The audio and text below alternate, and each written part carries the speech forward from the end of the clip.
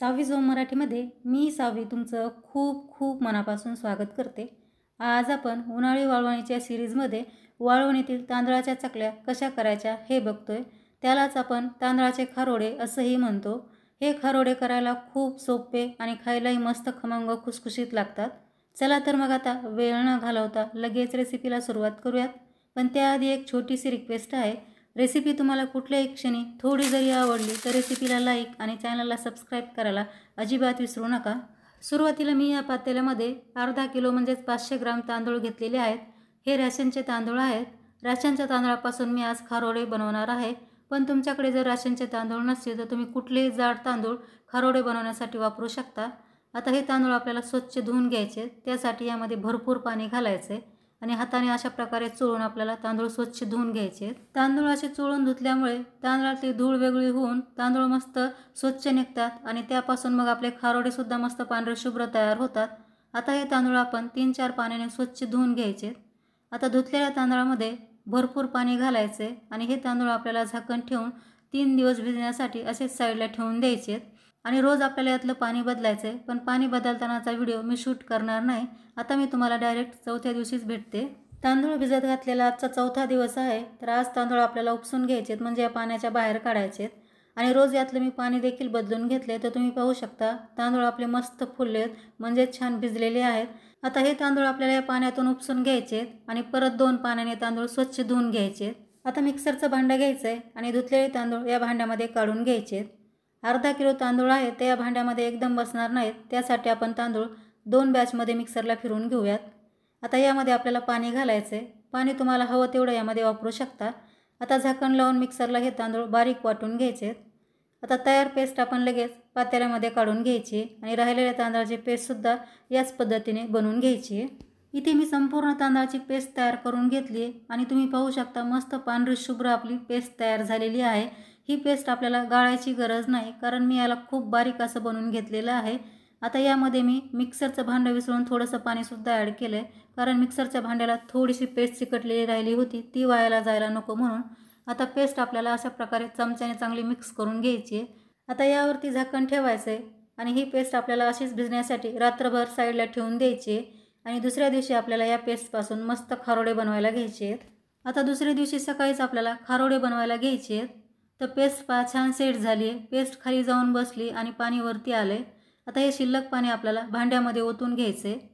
जोपर्यंत पाणी पडतंय तोपर्यंत आपल्याला याला ओतत राहायचे आणि पेस्ट पडायला लागली की थांबायचे। आता पाणी पूर्ण मी काढून घेतले। हे पाणी साईडला ठेवून द्यायचे आणि चमच्याने आपल्याला ही पेस्ट छान मिक्स करून घ्यायची। तर इथे आपला मस्त असा खारोडे बनवण्यासाठी तांदळाचा चीक तयार झालेला आहे। तुम्ही पाहू शकता खूप मस्त पांढरा शुभ्र दिसतोय आणि एकदम स्मूथ आपला चीक तयार झाला आहे। आता तयार चीक आपण परत भांड्याने मोजून घ्यायचं आहे म्हणजे आपल्याला आदन ठेवायला सोपं जातं। त्यासाठी मी इथे एक पातेलं घेतले। या पातेल्याने मी हा चीक मोजून घेणार आहे। आता जेवढा चीक आहे तेवढंच आपल्याला पाणी ठेवायचं आहे। तर पहा एक पातेलं चीक भरून थोडासा चीक शिल्लक आहे तर हा चीक मी वाटीमध्ये काढून घेते। तर इथे तुम्ही पाहू शकता एक पातेलं आणि अर्धी वाटी आपला चीक तयार झालेला आहे। आता जेवढा चीक आहे तेवढंच आपल्याला पाणी ठेवायचे। त्यापूर्वी आपण हा चीक पहिल्याच पातेल्यामध्ये काढून घेऊयात म्हणजे हे पातेलं आपल्याला पाणी मोजण्यासाठी रिकामं होईल। आता इथे मी गॅसवरती मोठं आणि जाड बुडाचं पातेलं ठेवलंय। आता जेवढा चीक आहे तेवढंच आपल्याला या पातेल्यामध्ये पाणी घालायचं आहे। एक पातेलं आणि अर्धी वाटी चीक होता म्हणून मी त्यामध्ये तेवढंच पाणी घातलेलं आहे। आता चवीपुरतं मीठ घालायचं आहे आणि अर्धा चमचा मी यामध्ये पापडखार घालते। पापडखार घालणं ऑप्शनल आहे, नाही घातला तरीसुद्धा चालू शकेल। आता यावरती झाकण ठेवून याला मस्त उकळी काढून घ्यायची आहे। तर तुम्ही पाहू शकता पाण्याला खळखळून उकळी आल्यानंतर आपल्याला गॅस आहे तो कमी करायचा आहे आणि यामध्ये असा थोडा थोडा चीक टाकून आपल्याला हटवून घ्यायचा आहे जेणेकरून याच्या गाठी होणार नाही। तर हटणं आपल्याला कुठेही थांबवायचं नाही।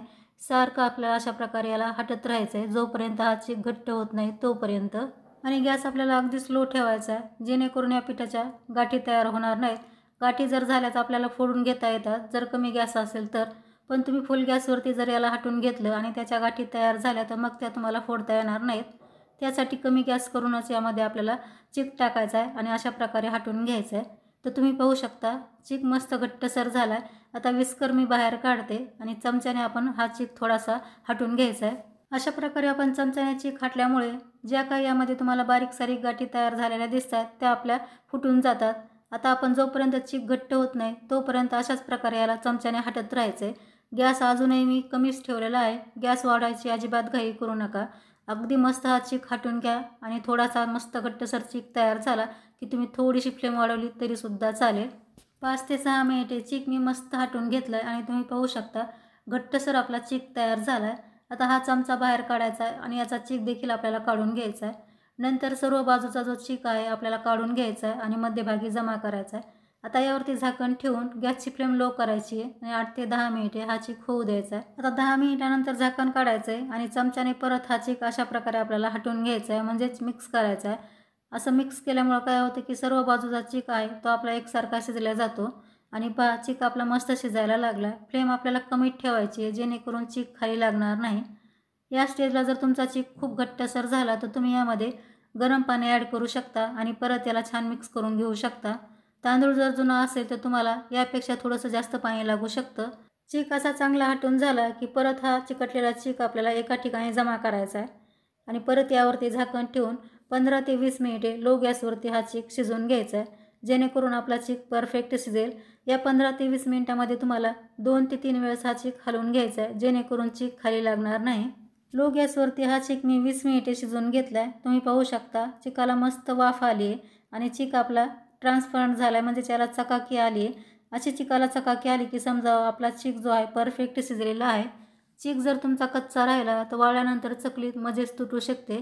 त्यासाठी चीक शिजणं हे खूप गरजेचं आहे. ज्याप्रमाणे आपण कुरडईसाठी चीक शिजून घेतो अगदी तसाच हा देखील चीक शिजला गेला पाहिजे.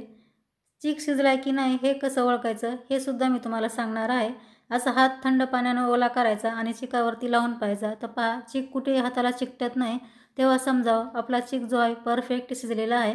आता गॅस बंद करून लगेच आपण चकली बनवायला सुरुवात करायची. त्यासाठी इथे मी सोऱ्या घेतला आहे आणि त्याला चकलीची प्लेट देखील लावून घेतली. याला मी तेल किंवा पाणी काहीही लावलेलं नाही. तसाच यामध्ये आपल्याला अशा प्रकारे चीक भरायचा आहे. चीक भरताना फक्त आपल्याला चीक प्रेस करत भरायचा आहे, म्हणजे चकलीमध्येच पाडताना तुटत नाही. आता सोऱ्या भरून झाला की सोऱ्या बंद करायचा आहे आणि पातेल्यावरती लगेच आपल्याला झाकण ठेवायचं आहे जेणेकरून आपला शिल्लक जो चीक आहे तो थंड होणार नाही.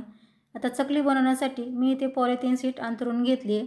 त्याला तेल लावलेलं नाही. तेल न लावतासुद्धा ही चकली या पॉलिथिन शीटपासून वाळल्यानंतर सेपरेट होते. आता या चकल्या तुम्ही तुमच्या आवडीप्रमाणे लहान मोठ्या बनवू शकता. मी मिडियम साईजच्या चकल्या बनवणार आहे आणि तुम्ही पाहू शकता खूप मस्त आपली चकली तयार झालेली आहे आणि कुठेच मध्ये टाकताना तुटलेली नाही. एकदम परफेक्ट आपली चकली तयार झाली आहे. आता अशाच प्रकारे आपल्याला आणखी काही चकल्या बनवून घ्यायच्या आहेत. तुम्हाला फक्त एकाच कलरमध्ये म्हणजे पांढऱ्याच चकल्या बनवायच्या असतील तर तुम्ही सर्व चकल्या याच पद्धतीने बनवून घ्यायच्या आहेत. पण मी काही यामध्ये थोड्याशा कलरच्या सुद्धा चकल्या बनवणार आहे. त्यासाठी काय करणार आहे, याच मिश्रणामध्ये मी थोडा थोडा कलर मिक्स करणार आहे खाण्याचा आणि तो मिक्स केल्यानंतर या साच्यामध्ये भरणार आहे आणि त्याच्यासुद्धा चकल्या बनवून घेणार आहे. रंगीबिरंगी चकल्या असल्या की मुलंसुद्धा त्या आवडीने खातात, म्हणून मी यामध्ये रंग घालणार आहे. पण रंग घालणं हे पूर्णपणे ऑप्शनल आहे. तुम्हाला नसेल आवडत तर नाही टाकला तरीसुद्धा चालेल. आणि तुम्ही पाहू शकता गुलाबी रंगाची चकली काय सुंदर दिसते आणि खूप सुंदर आपली चकली तयार झालेली आहे. आता अशाच प्रकारे मी राहिलेल्या सर्व चकल्या बनवून घेते. इथे तुम्ही पाहू शकता सर्व चकल्या म्हणजेच खारोडे मी बनवून घेतलेत. खूप सुंदर आपले रंगबिरंगी हे खारोडे तयार झालेत. करायलाही सोपे आहेत, खायलाही खूप खमंग लागतात आणि दिसायलाही खूपच सुंदर दिसत आहेत. आता हे खारोडे आपल्याला 3-4 दिवस मस्त कडकडीत उन्हामध्ये वाळवून घ्यायचे आहेत. तर मी आता तुम्हाला 4 दिवसानंतरच भेटते. 3 ते 4 दिवस खारोडे मी कडकडीत उन्हामध्ये वाळवून घेतलेत आणि अर्धा किलो तांदळापासून भरपूर आपले खारोडे तयार झालेत. खारोडे वाळल्यानंतर सुद्धा मध्येच कुठेही तुटलेले नाहीत. परफेक्ट आपले खारोडे तयार झालेत. चीक तुमचा परफेक्ट शिजलेला असेल तर खारोडेसुद्धा असे परफेक्ट बनतात. आता हे खारोडे मी तुम्हाला तळूनसुद्धा दाखवते. इथे मी तेल अगोदरच गरम करायला ठेवलं होतं. तेल आपल्याला चांगलं कडकडीत गरम होऊ द्यायचं आहे आणि नंतर फ्लेम आपल्याला मीडियम करायची आहे. मीडियम गॅसवरती आपल्याला हे खारोडे तळून घ्यायचे. तुम्ही पाहू शकता खूप मस्त आपले खारोडे तयार झालेत आणि छान फुललेत देखील आणि रंगही मस्त पांढरा शुभ्र आलाय. परफेक्ट आपले खारोडे तयार झालेत. आता आणखी काही खारोडे आपण याच पद्धतीने तळून घेऊयात. आता तुम्ही सुद्धा या पद्धतीने तांदळाच्या चकल्या म्हणजेच खारोडे एकदा बनवून ठेवा आणि वर्षभर याचा आस्वाद घ्या. तर कशी वाटली तुम्हाला आजची रेसिपी आवडली असेल तर रेसिपीला लाईक शेअर करा. चॅनलवरती तुम्ही पहिल्यांदाच आला असाल आणि चॅनल अजूनही सबस्क्राईब केलं नसेल तर मला सपोर्ट करण्यासाठी आपल्या सावी झोम मराठीला सबस्क्राईब करून समोरील बेल आयकॉनवरती क्लिक करा. म्हणजे माझ्या येणाऱ्या नवीन रेसिपीचं नोटिफिकेशन तुम्हाला सर्वात अगोदर मिळेल. तर लवकरच भेटू आणखी एका अशा छानशा रेसिपीसह. तोपर्यंत मस्त खा आणि हेल्दी राहा. धन्यवाद.